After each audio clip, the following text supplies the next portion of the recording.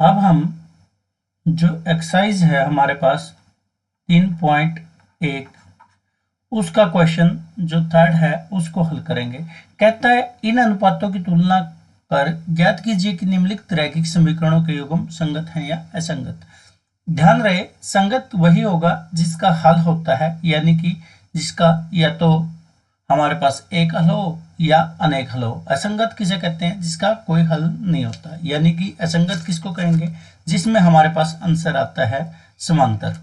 देखिए जो पहला पार्ट है वो हमारे पास इस प्रकार से है कि जो 3x प्लस 2y इसको इस साइड ले आएंगे -5 बराबर 0, और दूसरा है 2x माइनस 3y इस साइड लेके आएंगे 7 को, जो 7 हमारा उसको लेफ्ट साइड लेके आएंगे तो माइनस का 7 हो जाएगा। ये समीकरण 1 है, ये समीकरण 2 है।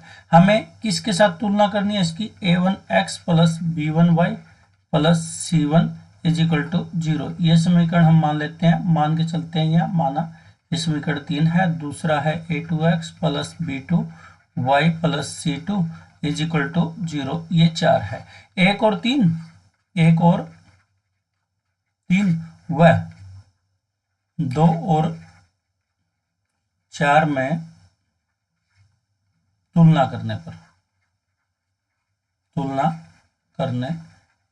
जब हम 1 और 3 की तुलना करते हैं तो a1 हमारे पास 3 मिलता है, b1 हमारे पास 2 मिलता है, c1 हमारे पास -5 मिलता है, क्योंकि a1 ये रहा।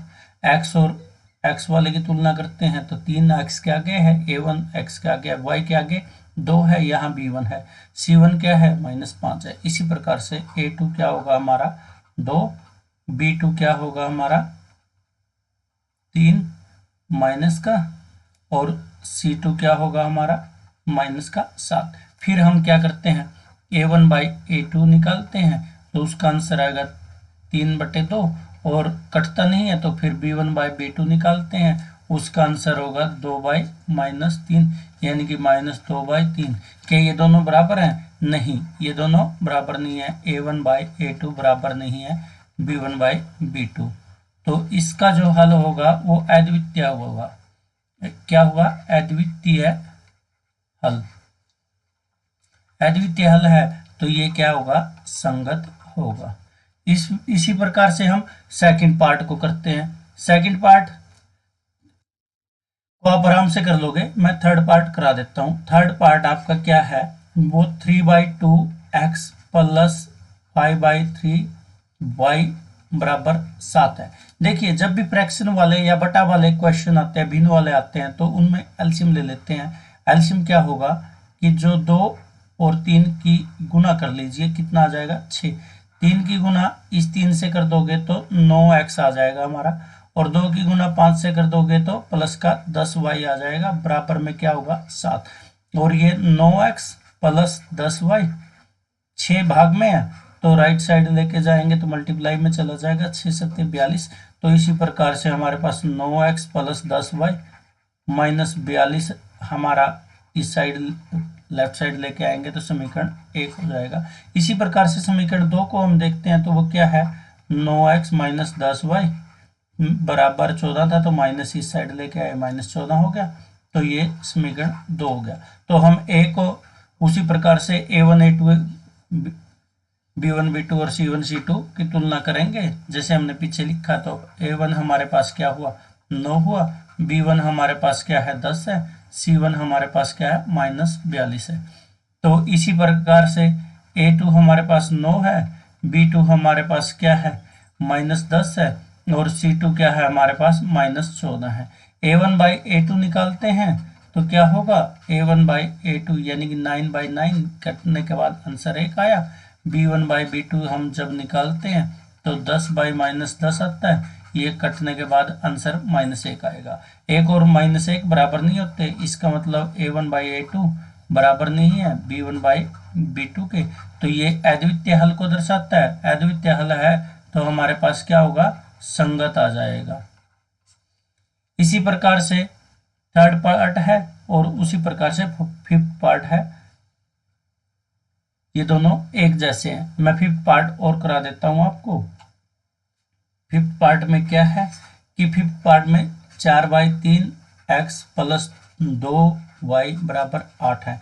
यहाँ इसके नीचे हम एक ले लेंगे क्योंकि दोनों को फ्रैक्शन में बनाना है, और फ्रैक्शन को दूर करने के लिए 3 की 1 के साथ मल्टीप्लाई करते 3 और 1 की 4 के साथ करेंगे तो 4x आ जाएगा, प्लस 3 की 2 के साथ करेंगे तो 6y बराबर 8 है। तो ये आ जाएगा 3x प्लस 6y और 4x। इसको सोल्व करेंगे तो क्या हो जाएगा 4x प्लस 6y बराबर आ जाएगा 3 8 24। हम इसको इस साइड लेके आते हैं 4x प्लस 6y माइनस 24 बराबर 0। ये समीकरण आपका 1 है। समीकरण 2 हमारे पास इस तरह से दे रखा है 2x प्लस 3y, इसको इधर लेके आएंगे माइनस का 12 इक्वल टू 0। ये समीकरण 2 है। 1 और 3 2 और 4 की तुलना करने पर हमारे पास क्या होगा, जो a1 है वो 4 है, b1 हमारे पास 6 है, c1 हमारे पास -24 है, -24। तो इसी प्रकार से हमारे पास क्या होगा, a2 क्या है हमारे पास 2 है, b2 क्या है हमारे पास 3 है, c2 हमारे पास क्या होगा -12 है। पहले हम a1/a2 निकालते हैं, 4/2 निकलेगा तो कटने के बाद आंसर 2। इसी प्रकार से b1/b2 निकालेंगे, b1 कितना है 6 और b2 कितना है 3, कटने के बाद 2। इसी तरह से c1/c2 निकालेंगे, c1/c2 निकालेंगे तो -24 भाग -12, माइनस से माइनस कैंसिल आउट, 12 1 12 12 दूनी 24। तो ये हमारे पास इसका भी आंसर। तो हम देख रहे हैं कि a1/a2 हमारे पास क्या मिला, b1/b2, सबका आंसर क्या है 2 है, तो c1/c2। ये क्या आते हैं, अनेक हल होते हैं, अनेक हल है, तो इसका मतलब हल तो है, तो इसका मतलब ये संगत है। इसी प्रकार से आप इस क्वेश्चन को कर सकते हो। सेकंड और फोर्थ आप खुद ट्राई करोगे।